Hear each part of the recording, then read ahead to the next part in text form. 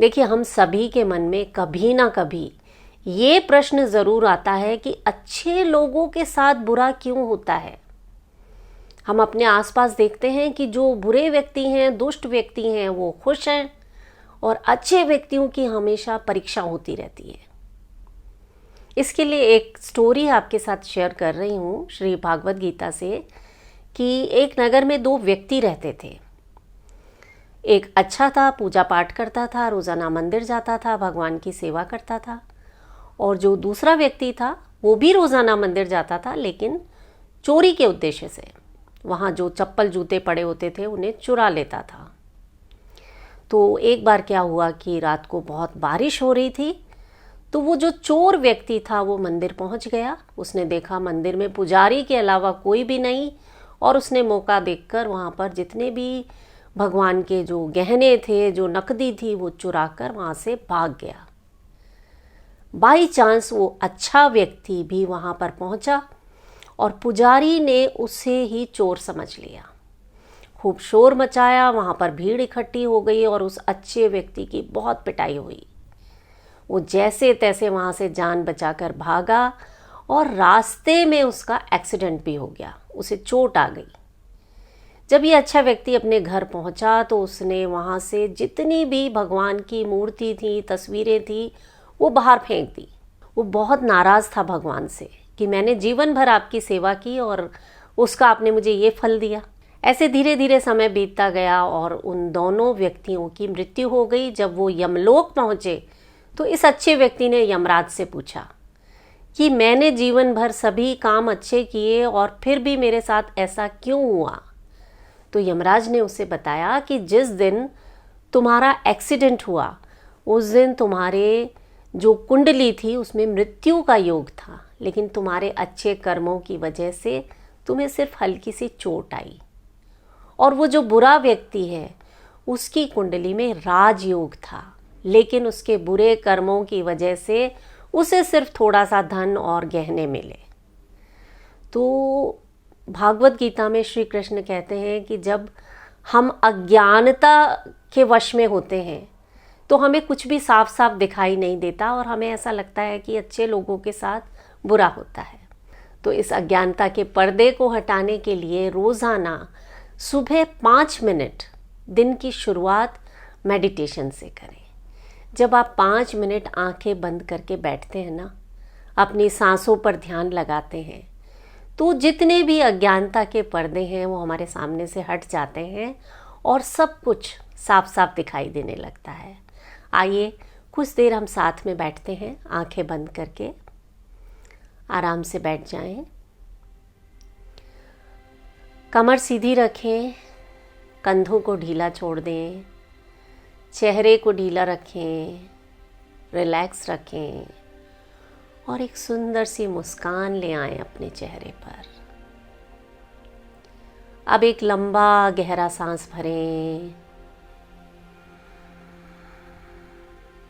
और पूरा सांस बाहर छोड़ दें।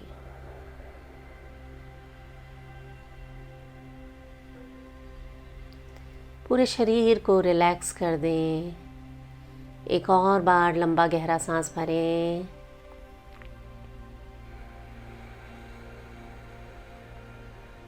और पूरा सांस बाहर छोड़ दें।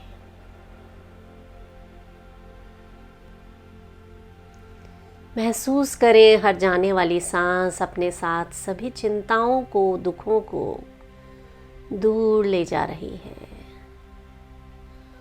और हर आने वाली सांस आपके शरीर में नई आशा का संचार कर रही है। सांस भरें,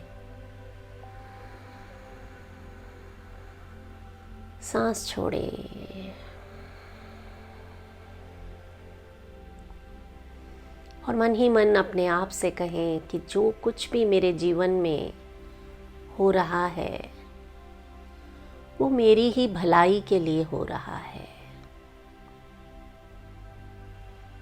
एक और बार सांस भरें, सांस छोड़ें।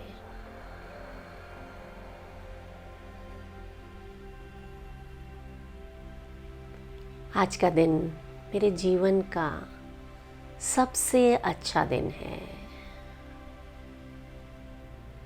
कहीं मेरे साथ मन ही मन। और एक और बार सांस भरें, सांस छोड़ें।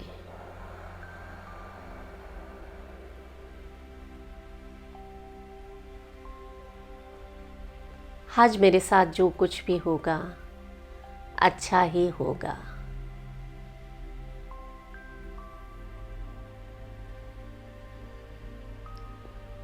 एक आखिरी बार सांस भरें,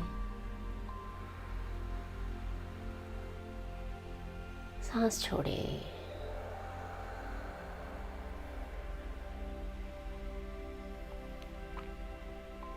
मैं बहुत भाग्यशाली हूँ। दोहराएं मेरे साथ मन ही मन, मैं बहुत भाग्यशाली हूँ। मेरे जीवन में जो कुछ भी होता है मेरी ही भलाई के लिए होता है।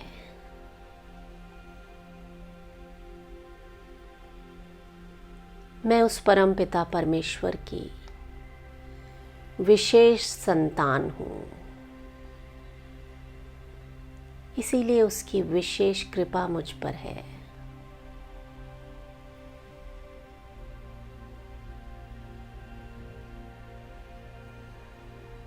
रिलैक्स।